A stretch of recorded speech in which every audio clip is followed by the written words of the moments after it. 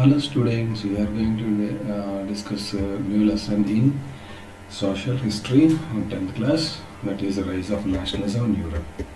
Okay, so the rise of nationalism in Europe. Now in this lesson, see, there is a picture. In the beginning itself there is a picture. So in this picture, ఈ పిక్చర్లో మనకి ఏం కనిపిస్తుంది? So ఎవరు ఈ పిక్చర్ని తయారు చేశారంటే Frederick Sorrieu అనే ఒక French artist. Is a French artist. He prepared this picture. Frederic Sorrieu అనే ఒక ఫ్రెంచ్ ఆర్టిస్ట్ ఈ పిక్చర్ని తయారు చేశారు. ఓకే, సో ఇక్కడ చూస్తే మీకు 1848 so Frederic Sorrieu a French artist prepared a series of 4 prints. ఆయన ఒక 4 prints చేశారు. అందులో ఒక ప్రింట్ మనం ఇక్కడ చూస్తాం. ఆయన ఒక డ్రీమ్ అన్నమాట. సో ఆయన డ్రీమ్ వరల్డ్ ఎలా ఉండాలి, వరల్డ్ అనేది ఏ రకంగా ఉండాలి అనే దాని గురించి ఆయన యొక్క డ్రీమ్ని ఇక్కడ చూపించారు. ఓకే, ఇక్కడ చూస్తే మీరు అబ్జర్వ్ చేస్తే పిక్చర్ని అబ్జర్వ్ చేస్తే కనుక వేరియస్ పీపుల్, ఇక్కడ ఒక స్టాట్యూ ఉంది. ఈ స్టాట్యూని దాటుకుంటూ వెళ్తున్నారు. ఓకే, పైన దేవతలు వీళ్ళకందరికీ కూడా ఏం చేస్తారు, దీవిస్తున్నట్టుగా పైన దేవతలు అందరూ ఉన్నారు. సో ఒక్కొక్క కంట్రీ కూడా ఈ లిబర్టీ ఒక అలిగరీ, సో ఒక lady holding in one hand something, in one hand she is holding some book kind of thing. Okay, so ఈ రకంగా ఈ పిక్చర్ అనేది ఉంది. ఈ పిక్చర్ గురించి ఇక్కడ మనం డిస్కస్ చేస్తున్నాం డీటెయిల్గా. సో ఇక్కడ ఫ్రెడరిక్ సియారు ఏమనుకున్నాడంటే వరల్డ్ అనేది మొత్తం కూడా డెమోక్రటిక్ అండ్ సోషల్ రిపబ్లిక్స్గా ఉండాలి. అంటే డెమోక్రటిక్ అంటే ఏంటి, ప్రజలే the citizens of that country should have a right to elect their representative, that is called democratic. Social republics అంటే ఏంటి, there should be uniformity in distribution of resources, in distribution of opportunities. So ఈ రకంగా ఉన్న citizens అందరికీ కూడా అన్ని సమానంగా దొరికే ఎలాగంటే సోషల్ రిపబ్లిక్స్గా ఉండాలి. సో డెమోక్రటిక్గా ఉండాలి, అందరికీ అన్ని అవకాశాలు, అన్ని అవసరాలు సమానంగా తీరాలి. So this is what his dream. ఆ డ్రీమ్ని ఒక పిక్చర్ రూపంలో చేసింది ఈ ప్రింట్ అన్నమాట. సో ఇక్కడ యూరోపియన్ అండ్ అమెరికన్. సో ఇక్కడ ఏంటి, ఈ ప్రింట్లో ఎవరు కనిపిస్తున్నారు మనకి, peoples of Europe and America, men and women of all ages and social classes.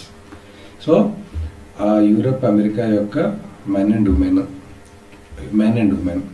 And of all ages, చిన్నవాళ్ళ నుంచి పెద్దవాళ్ళ దాకా, అండ్ ఆల్ సోషల్ క్లాసెస్, అన్ని రకాలైనటువంటి స్థాయికి సంబంధించినటువంటి people marching in a long train. ఒక ట్రైన్ బోగిస్ ఎట్లా ఉంటుంది దాని వెనకాల ఒకటి ఆ రకంగా వెళ్తున్నాయి. And offering హోమేజెస్.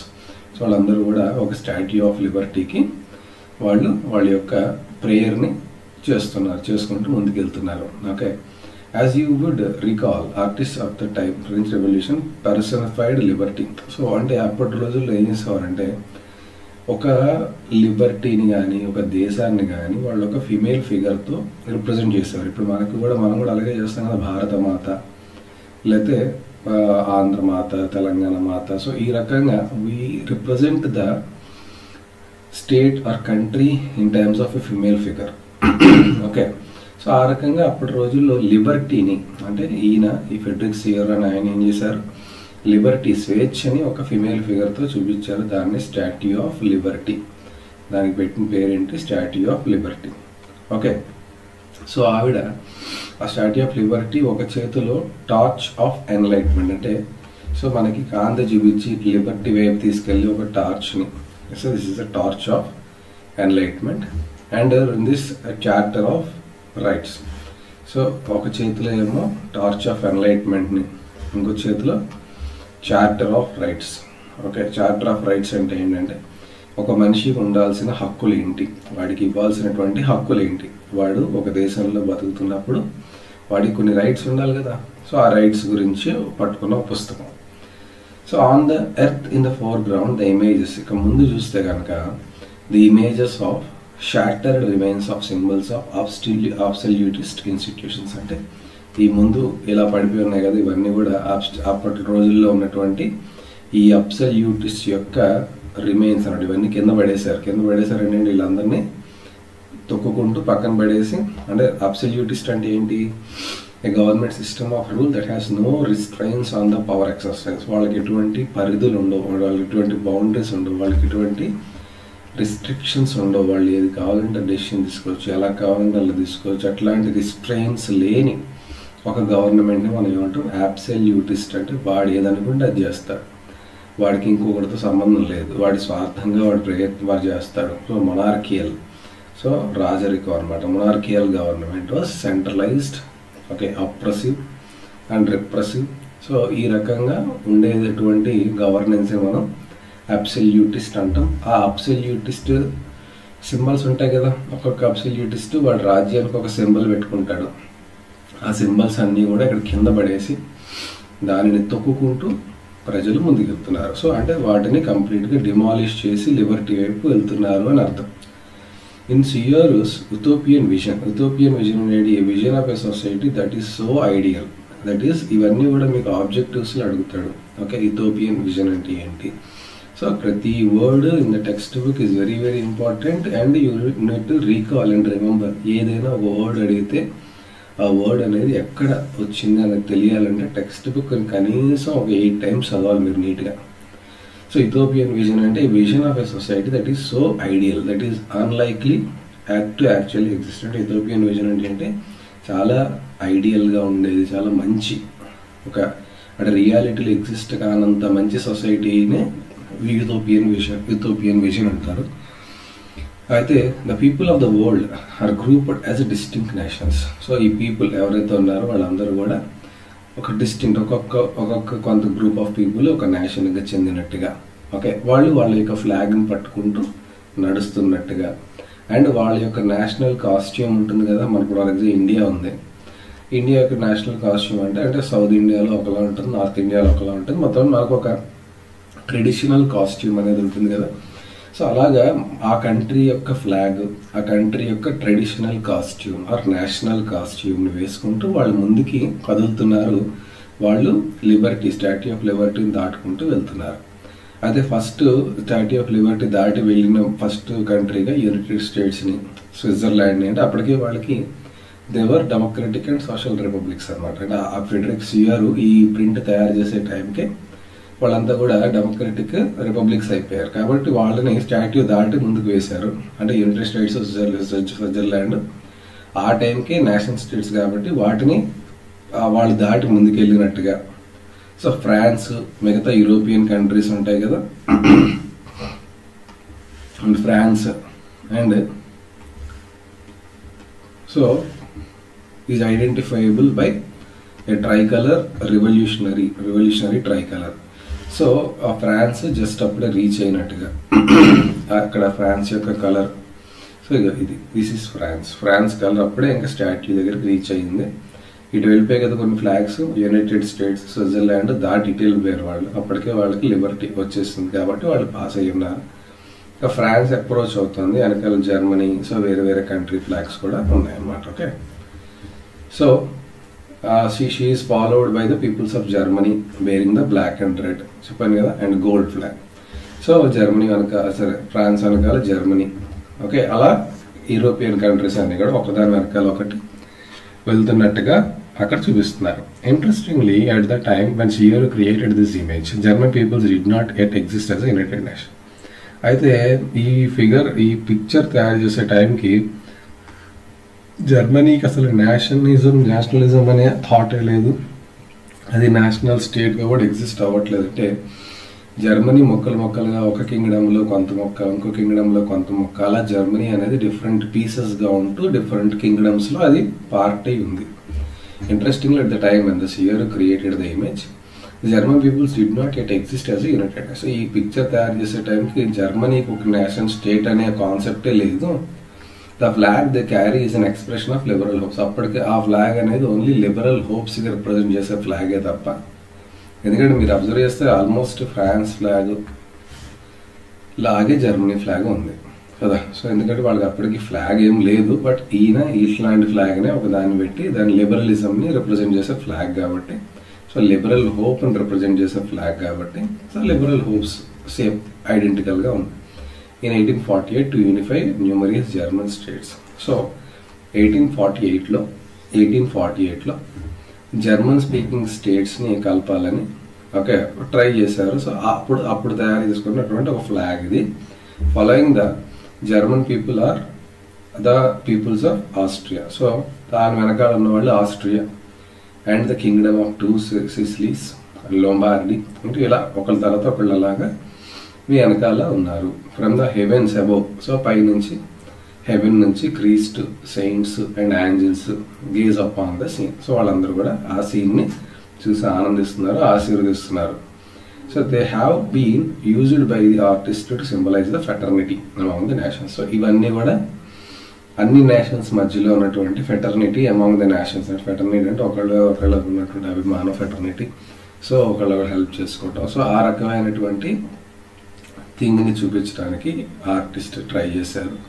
దిస్ చాప్టర్ అంటే ఇప్పుడు ఈ చాప్టర్లో ఇదంతా మనం ఏం చూస్తున్నాం అంటే రైజ్ ఆఫ్ నేషనలిజం కదా. నేషనలిజం అంటే అర్థం ఏంటి? ఒక కంట్రీకి ఒక సెంటిమెంట్ ఉంటుంది. ప్రతి కంట్రీ కూడా ఇండియన్, వీఆర్ ఆల్ ఇండియన్స్ అంటాం. సో మనందరం ఒకటే నేషనల్ యాంథమ్ పాడతాం, నేషనల్ సాంగ్ ఉంటుంది అని కూడా ఒక కామన్ ఐడెంటిటీ ఉంటుంది. నువ్వెవరంటే ఐ మీన్ ఇండియన్ అంటాం. So that is called nationalism. So ఈ చాప్టర్లో అప్పటికి లేని నేషనలిజం ఎట్లా పుట్టింది. సో అప్పటికి మీకు ఇందాక చెప్పినట్టుగా జర్మనీ అనేది డిఫరెంట్ పార్ట్స్లో, డిఫరెంట్ కింగ్డమ్స్లో ముక్కలుగా ఉంది. ఇప్పుడు జర్మనీ ఎట్లా యునైట్ అయింది, అలా ఇటలీ ఎలా యునైట్ అయింది, అసలు ఫ్రెంచ్లో ఎట్లా ఈ నేషనలిజం పుట్టింది. ఫస్ట్ ఫ్రాన్స్ అనేది మీరు అబ్జర్వ్ చేస్తే వరల్డ్ మొత్తానికి కూడా అది డెమోక్రసీ అంటే ఏంటో చూపించినటువంటి ఫస్ట్ నేషన్ ఫ్రాన్స్. డెమోక్రసీ ఒక రూలింగ్ ప్రిన్సిపల్ని తీసుకొచ్చింది ఫ్రాన్స్. సో కాబట్టి France is the that is the birth place of democracy. కాబట్టి మనం ఎక్కువ ఫ్రాన్స్ గురించి ఎందుకు చదువుతామంటే ఈ డెమోక్రసీ కానీ ఈ న్యూ థాట్స్ కానీ ఇవన్నీ కూడా ఫ్రాన్స్లోనే మొదలవుతాయి, మిగతా పార్ట్స్ ఆఫ్ ద వరల్డ్కి పాస్ అవుతాయి. కాబట్టి ఫ్రాన్స్ నుండి స్టార్ట్ చేస్తాం. ఓకే, అలాగే వేరే యూరోపియన్ నేషన్స్కి కూడా వెళ్తాము. అక్కడ నుంచి ఇండియాలోకి వస్తాం. నెక్స్ట్ చాప్టర్లో మనం నేషనలిజం ఇన్ ఇండియా చదువుతాం. యూరోప్లో ఇప్పుడు ఫస్ట్ క్లాస్ ఎందుకంటే యూరోప్లో పుట్టింది కాబట్టి, నేషనలిజం అనే కాన్సెప్ట్ పుట్టినిల్లు యూరోప్ కాబట్టి, సో యూరోప్ గురించి ఫస్ట్ చదివి తర్వాత దాని ఇంప్లికేషన్స్ ఇండియా మీద ఎలా ఉన్నాయి అనేది నెక్స్ట్ చాప్టర్లో మనం చూడబోతున్నాం. అయితే 19th centuryలో నేషనలిజం ఎమర్జ్ అయింది యాజ్ అ ఫోర్స్. ఓకే, దానివల్ల చాలా చేంజెస్ వచ్చాయి political and mental world of Europe. So పొలిటికల్గా అండ్ మానసికంగా, మెంటల్గా యూరోప్లో చాలా చేంజెస్ వచ్చాయి. The end result of these changes of the emergence of nation state. So దీని యొక్క ఎండ్ రిజల్ట్ ఏంటంటే ఇప్పుడు మనం చూస్తున్నటువంటి ఫ్రాన్స్ కానీ, ఇప్పుడు మనం చూస్తున్నటువంటి జర్మనీ, ఇప్పుడు మనం చూస్తున్నటువంటి ఆస్ట్రియా, ఇవన్నీ కూడా నేషన్ స్టేట్స్గా ఎమర్జ్ అవ్వడానికి కారణమే ఈ నేషనలిజం. ఓకే, ఈ చాప్టర్లో మనం చూసేటటువంటి సిరీస్ ఆఫ్ ఈవెంట్సే ఈ నేషన్ స్టేట్స్ని తయారు చేశాయి. మల్టీనేషనల్ డైనాస్టిక్ ఎంపైర్స్ నుండి, అంటే చెప్పాను కదా జర్మనీ అనేది డిఫరెంట్ డైనాస్టీస్లా ఉండేది, ఇలా ముక్కలుగా ఉన్నవి కాస్త ఎట్లా ఇప్పుడు మోడర్న్ స్టేట్గా కన్వర్ట్ అయ్యాయి. Okay, so which a centralised power exercises sovereign control over a clearly defined territory. ఇలాగా ఒక డిఫైన్డ్ టెరిటరీ లేని కంట్రీస్ పీసెస్ అన్నీ కలిసి ఒక డిఫైన్డ్ కంట్రీ, ఒక డిఫైన్డ్ టెరిటరీ ఎలా ఏర్పరచుకున్నాయి, ఒక సెంట్రలైజ్డ్ పవర్ అలాగ వాళ్ళ యొక్క సావరిన్ కంట్రోల్, వాళ్ళ యొక్క కంట్రీని ఎట్లా కంట్రోల్ చేసుకుంటున్నాయి. ఓకే, సో ఇది ఒక లాంగ్ పీరియడ్లో జరిగినటువంటి డెవలప్మెంట్, ఒక రోజులో జరిగింది కాదు.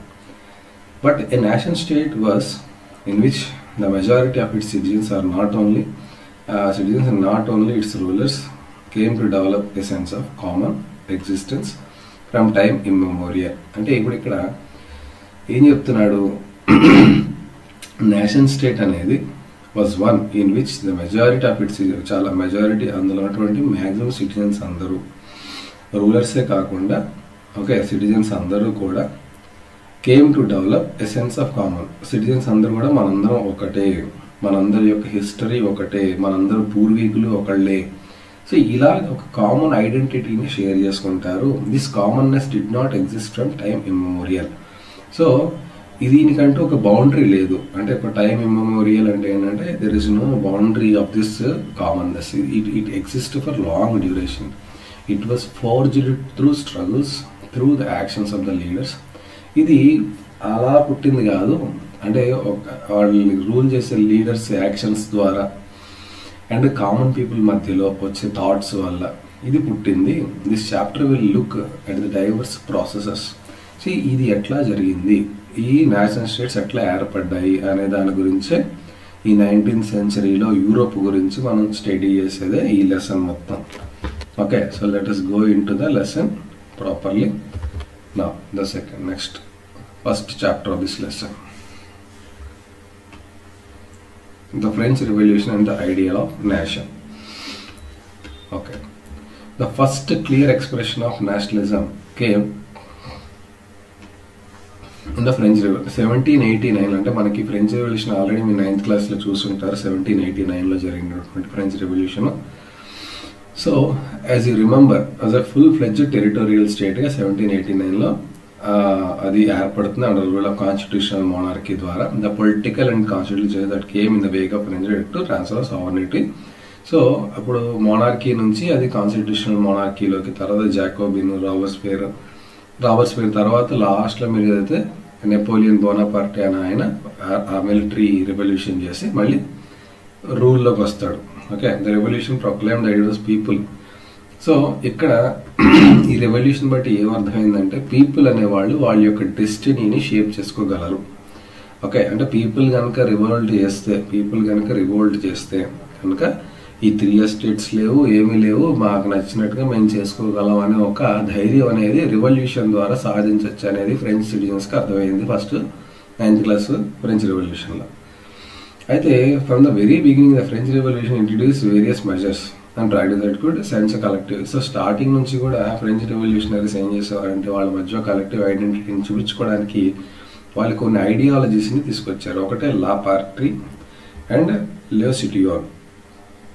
లా పార్టీ అంటే ఏంటంటే పార్టీ, ఇది మన ఫాదర్ ల్యాండ్, ఇది మనందరి యొక్క ఫాదర్ ల్యాండ్, ఎవడొక్కడికి సొంతం కాదు, మన ఫాదర్ ల్యాండ్. లే సిటిజన్ అంటే మనందరం కూడా ఈ ఫాదర్ ల్యాండ్కి బిలాంగ్ అయినటువంటి సిటిజన్స్.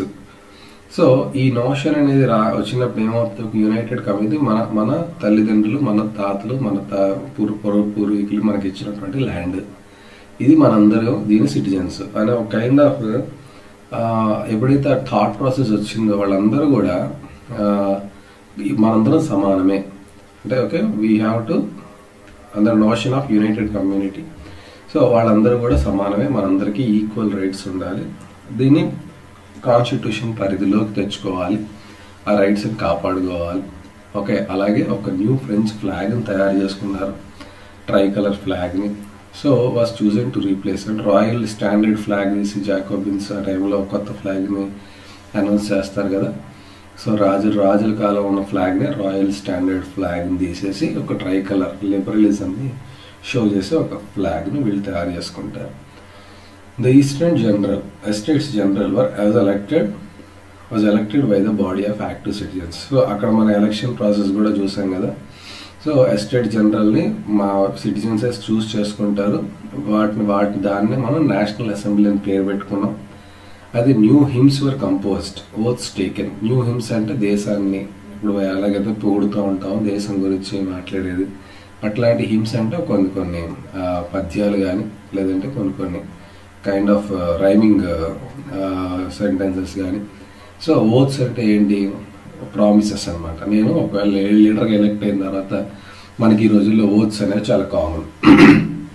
సో వాళ్ళతోటి ప్రామిసెస్ చేయిస్తారు. అండ్ మ్యాట్రిస్ కమమరేటెడ్ అంటే ఎవరైతే ప్రాణత్యాగాలు చేస్తారో లేదంటే చాలా డేర్గా పనిచేస్తారో కంట్రీ గురించి, సో వాళ్ళని ఏమంటారు అభినందించటం, వాళ్ళకి కమమరేటెడ్ అంటే ఏంటంటే వాళ్ళకి మెడల్స్ ఇవ్వటం in the name of the nation.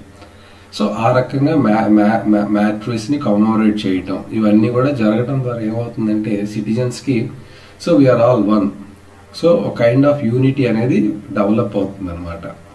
A centralized administrative system was put in place and it formulated uniformly. So administrative system అంతా సెంట్రలైజ్ చేసి అంటే ఒక కంట్రీని యునైట్ చేసి ఉంచి మళ్ళీ దాని మొత్తం అడ్మినిస్ట్రేషన్ని ఒకే చోట జరిగేలా చేసి అండ్ సిటిజన్స్ అందరికీ యూనిఫామ్ లాస్, అందరికీ సమానమైనటువంటి లాస్ని పెట్టి ఓకే.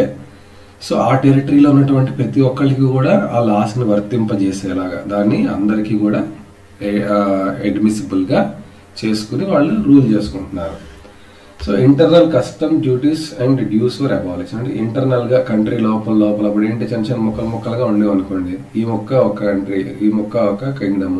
సో ఈ రెండు కూడా ఫ్రాన్సే. కానీ ఏమైంది, వీడు ఒక ఎంపరర్ దగ్గర వీడు ఉండేవాడు, వీడు ఇంకో ఎంపరర్ దగ్గర ఉండేవాడు. సో ఇక్కడి నుంచి ఇక్కడికి ఏమైనా గూడ్స్ ట్రాన్స్పోర్ట్ అవ్వాలంటే వీడు ట్యాక్స్ చేసేవాడు, వీడు ట్యాక్స్ చేసేవాడు. అవన్నీ కూడా అబాలిష్ చేసేసి, కస్టమ్ డ్యూటీస్ని అబాలిష్ చేసేసి, అండ్ ఏమైనా పెండింగ్ డ్యూస్ అంటే ఏంటంటే పే చేయాల్సిన ఏమైనా పెండెన్సీస్ ఉంటే అవన్నీ కూడా అబాలిష్ చేసేసి, ఒక uniform system of weights and measures. అంటే అన్ని చోట్ల సేమ్ వెయిట్స్ సేమ్ మెజర్మెంట్స్. అప్పట్లో ఎలా ఉండదంటే ఈ రాజు ఏమో కొన్ని వెయిట్స్ని పెట్టుకునేవాడు, ఈ రాజు ఇంకోటి పెట్టుకునేవాడు. ఇక్కడి నుంచి ఇక్కడికి నువ్వు ట్రేడ్ చేయాలంటే వీడు వెయిట్స్ అండ్ మెజర్మెంట్స్లో వీడు పే చేయడు, వీడు వెయిట్స్ అండ్ మెజర్మెంట్స్లో వీడు పే చేస్తాడు. సో ఈ కన్ఫ్యూజన్ అనమాట. అంటే ట్రేడ్ బాగా జరగాలంటే ఒక ఈజీనెస్ ఉండాలి, ఈజ్ ఆఫ్ ట్రేడ్ ఉండాలి. ఈజ్ ఆఫ్ ట్రేడ్కి ఫస్ట్ కావాల్సింది ఏంటి, ఈ కస్టమ్ డ్యూటీస్ కానీ లేదా ఈ యూనిఫామ్ వెయిట్స్ అండ్ మెజర్మెంట్స్ కానీ ఇవన్నీ కస్టమ్ డ్యూటీస్ లేకుండా ఉండాలి. యూనిఫామ్ వెయిట్స్ అండ్ మెజర్మెంట్స్ ఉండటం ద్వారా ఏమవుతుందంటే నీకు ఈజీగా అవుతుంది ట్రేడ్, అంతే కదా. అండ్ రీజనల్ డయాలెక్ట్స్ అంటే భాషలో కూడా వాళ్ళు యూనిఫామిటీ తీసుకొచ్చేసారు. అంటే ఈ ప్రాంతీయ భాషలు లేకుండా ఒకటే భాష, రీజనల్ డయాలెక్ట్స్ని డిస్కరేజ్ చేసి అందరినీ కూడా ఫ్రెంచ్ మాట్లాడేలాగా వాళ్ళు ఎంకరేజ్ చేస్తారు. As it was spoken and return in Paris. Actually ఈ ఫ్రెంచ్ అనేది ఎక్కువగా మాట్లాడేది అక్కడ ప్యారిస్లో, ఓకే. కానీ అదొక కామన్ లాంగ్వేజ్ అయిపోయింది, నేషన్ మొత్తానికి అదే కామన్ లాంగ్వేజ్ అయిపోయింది. ఎందుకంటే యూనిఫామిటీ, వన్ నేషన్ రావాలంటే సో ఒకటే భాష ఉండాలి. Revolution is further declared that it is the mission and the destiny of French nation to liberate the peoples of Europe.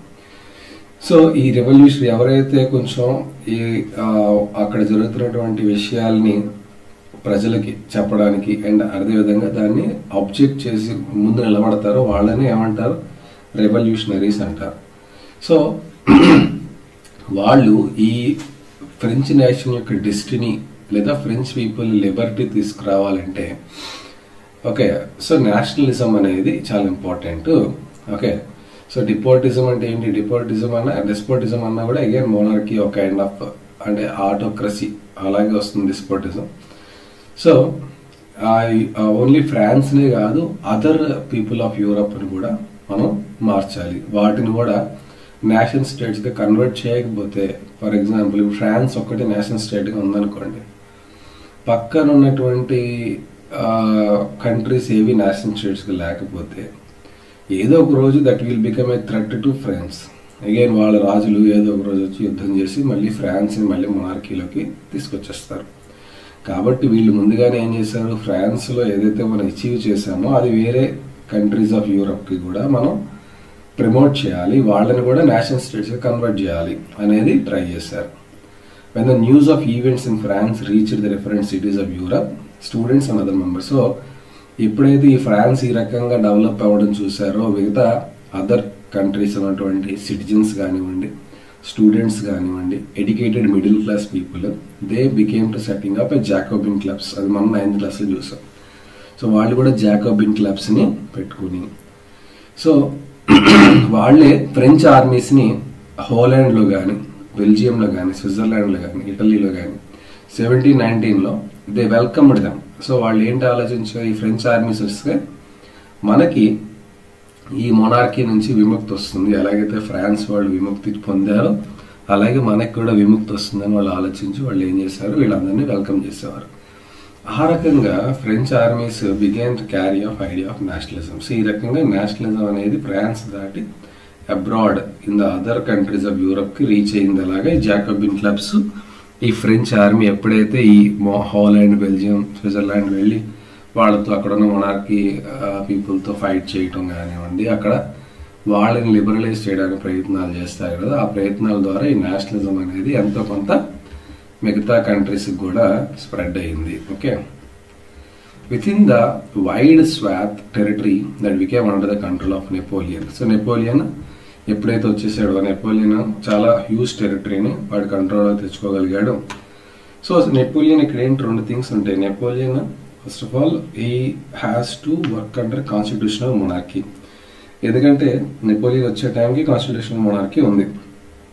Okay, so ఆయన అప్పుడు ఏం చేసేవాడు, మెల్లమెల్లగా కాన్స్టిట్యూషనల్ మొనార్కీ నుంచి మొనార్కీలోకి తీసుకురావడానికి ట్రై చేశాడు, తెలియకుండా ప్రజలకు అర్థం కాకుండా తీసుకొచ్చాడు. సో డెమోక్రసీని డిస్ట్రాయ్ చేశాడు ఫ్రాన్స్లో. కానీ అడ్మినిస్ట్రేటివ్గా అంటే డెమోక్రసీని డిస్ట్రాయ్ చేసి వాడి చేతుల్లోనే మొత్తం డెసిషన్ మేకింగ్ పెట్టుకున్నప్పటికీ కూడా కొన్ని రెవల్యూషనరీ ప్రిన్సిపల్స్ అయితే ఆయన ఇన్కార్పొరేట్ చేశాడు. అందులో దాన్ని ఇన్కార్పొరేట్ చేశాడు దేని ద్వారా అంటే సివిల్ కోడ్ 1804.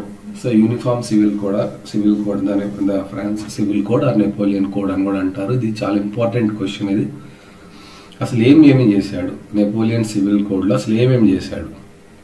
సో ఆయన first of all privileges based on birth abolish చేశాడు. ఈవెన్ దో వాడు మొనార్కీ ఇంట్రడ్యూస్ చేసిన అంటే కొన్ని ప్రిన్సిపల్స్ ప్రజలకు నచ్చేలా చేయడం వల్ల యాక్సెప్ట్ చేశారు. సో ప్రివిలేజెస్ బై బర్త్ అనే ఉండదు.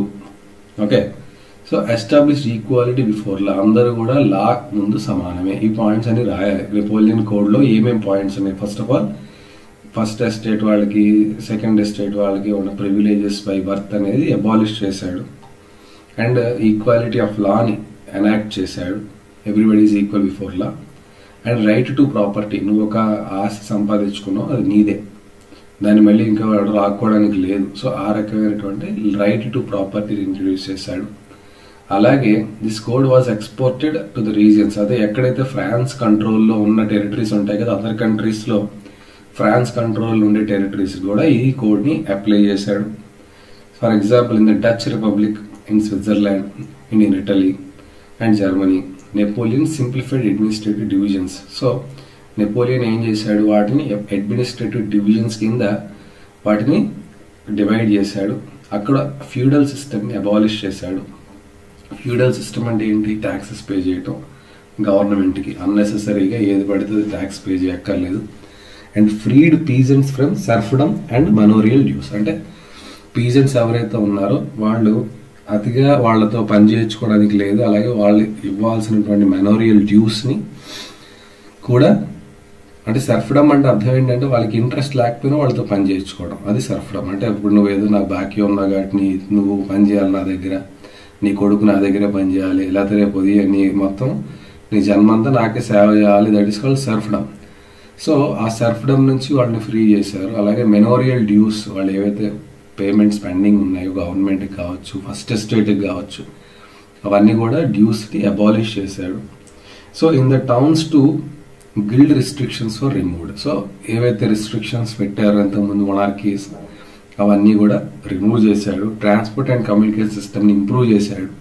సో ఎక్కడ ఒక చోటు నుంచి ఒక చోటుకి వెళ్ళడానికి కావాల్సినటువంటి రోడ్స్ కానివ్వండి, లేదా ఏమైనా రైల్వే వాటెవర్, సో కమ్యూనికేషన్ సిస్టమ్ని ఇంప్రూవ్ చేశాడు. పీజెంట్స్ని artisan workers and new business man, so ఎవరైతే ఉంటారో లో థర్డ్ ఎస్టేట్లో ఉండే పీపుల్ ఉంటారు కదా, సో వాళ్ళందరినీ enjoyed. So they have enjoyed ఈ ఏవైతే ఈ కొత్త సివిల్ కోడ్ ఉన్నాయో వాళ్ళందరూ కూడా చాలా హ్యాపీ ఫీల్ అయ్యారు. బాగుంది, ఏదో చక్కగా మేము ముందు మీద అయితే బాగుంది మా లైఫ్స్. సో మన ఇప్పుడు పీసీ ఎప్పుడైనా పర్సన్స్ ఎప్పుడు ఇబ్బంది పడతారు? వాళ్ళ లైఫ్స్ బాగాలేకపోతేనే లీడర్ బాగాలేడు అనుకుంటారు. వాళ్ళ లైఫ్స్ అనేవి బాగున్నాయి, వాళ్ళు ఎంజాయ్ చేస్తున్నారు లైఫ్ అన్నప్పుడు లీడర్ మీద వాళ్ళకేం కోపం ఉండదు కదా. వాడి మొనార్కీ కానివ్వండి, డెమోక్రసీ కానివ్వండి, ఏదైనా at the end of the day citizens should feel happy with the administration. అది ఉన్నంతకాలం ఎవరైనా what kind of governance it may be, it does not matter the people. So when it comes to the sorrow of the people, then people will revolt. అది ఎప్పుడైనా ఎక్కడైనా జరిగేది. Democracy కానివ్వండి, monarchy కానివ్వండి, communalism కానివ్వండి, సోషలిజం కానివ్వండి, ఎక్కడైనా కూడా so people should be happy with the governance, otherwise they will revolt.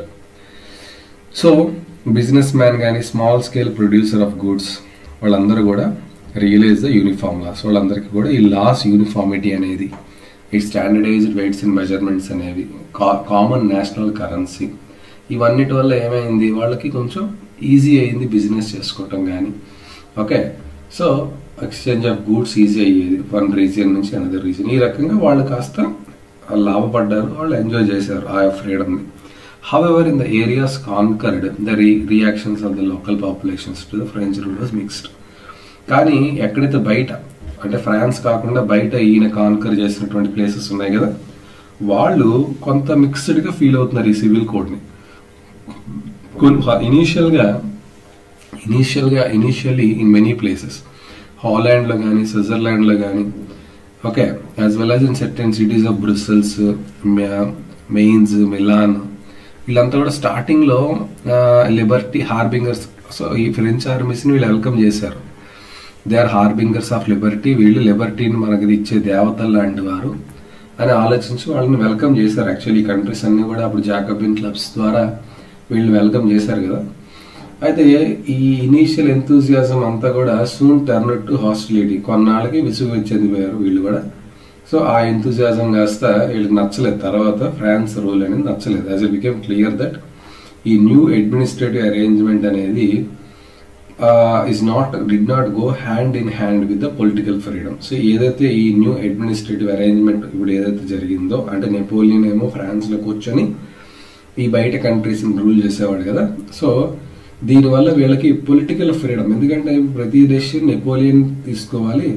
So వీళ్ళు ఎక్కడ ఫ్రాన్స్లో ఉన్నంత వరకు ఓకే, బట్ బయట కంట్రీస్కి కొంచెం ఇబ్బందికరంగానే ఉంటుంది. మాకు పొలిటికల్ ఫ్రీడమ్ లేదు, మా డెసిషన్ మేము తీసుకోలేకపోతున్నాం, సో మా కంట్రీ కదా ఇది, so why we depend on Napoleon decision. So ఆ రకంగా పొలిటికల్ ఫ్రీడమ్ అనేది కోల్పోయారు. ఈ న్యూ అడ్మినిస్ట్రేటివ్ అరేంజ్మెంట్ వల్ల పొలిటికల్ ఫ్రీడమ్ని వీళ్ళు ఏమయ్యారు, కోల్పోయారు. So at the same time ఇప్పుడు రోడ్స్, కమ్యూనికేషన్ సిస్టమ్ డెవలప్ చేయాలి అంటే ట్యాక్సేషన్, ఇప్పుడు డబ్బులు కావాలి కదా, కాబట్టి ట్యాక్సేషన్. ఇప్పుడు వీళ్ళు డబ్బులు కట్టేవారు, అక్కడ బయట కంట్రీస్ కూడా ఫ్రాన్స్కి డబ్బులు కట్టేవి. And roads development, communication system ముందు ఫ్రాన్స్లో కదా ఎక్కువ డెవలప్ అవుతాయి. సో ఈ రకంగా ఇంక్రీజ్ ట్యాక్సేషన్ వాళ్ళకి నచ్చలేదు. అలాగే సెన్సార్షిప్ అంటే ఏంటంటే, నువ్వు ఏదైనా మాట్లాడాలన్నా, ఏదైనా ఒక పేపర్ పబ్లిష్ చేయాలన్నా, ఏదైనా ఒక ఆర్టికల్ రాయాలన్నా, సో రాజు నువ్వు నాకు ఫేవర్గానే రాయాలి, నాకు నచ్చకుండా నాకు బ్యాడ్ చేసేలాగా నువ్వు రాస్తే నీ మీద యాక్షన్ ఉంటుంది. ఈ రకంగా అంటే ఏది బయటికి రావాలి, ఏది బయటికి రాకూడదు అనేది కంట్రోల్ చేస్తే దాన్ని సెన్సార్షిప్ అంటారు. అంటే ప్రజలకి అన్నీ తెలియాలి, అలా కాకుండా ఒక యాంగిలే చూపించడాన్ని సెన్సార్షిప్ అంటారు. ఓకే, సో ఆ రకంగా forced conscriptions into the French armies required to conquer the rest of the Europe. So ఆర్మీలోకి బలవంతంగా జనాలను పెంచుకొని, ఫోర్స్డ్ కాన్స్క్రిప్షన్స్ అంటే ఏంటి, వాడికి ఇష్టం లేకపోయినా ఫ్రెంచ్ ఆర్మీలోకి జాయిన్ చేసి ఫ్రెంచ్ ఆర్మీని కొంచెం బాగా బలోపేతం చేసి బాగా పెంచి మిగతా యూరోప్ని కూడా కాన్కర్ చేయాలి అనే ఒక థాట్ అనేది నెపోలియన్లో మొదలైంది. So all seem to outweigh the advantages of administrative changes. So ఇవన్నిటి వల్ల ఏమైంది, సో అడ్మినిస్ట్రేటివ్ చేంజెస్ వచ్చినా కూడా సో ఫైనల్గా ఇవన్నీ వల్ల దాన్ని డిసడ్వాంటేజ్ వైపు టర్న్ అయింది. ఓకే, డిసడ్వాంటేజ్ వైపు అది టర్న్ అయింది. So that is the first topic. So the making of nationalism in Europe అనేది మనం నెక్స్ట్ క్లాస్లో మనం చూస్తాం. I hope you have enjoyed the session. Thank you so much.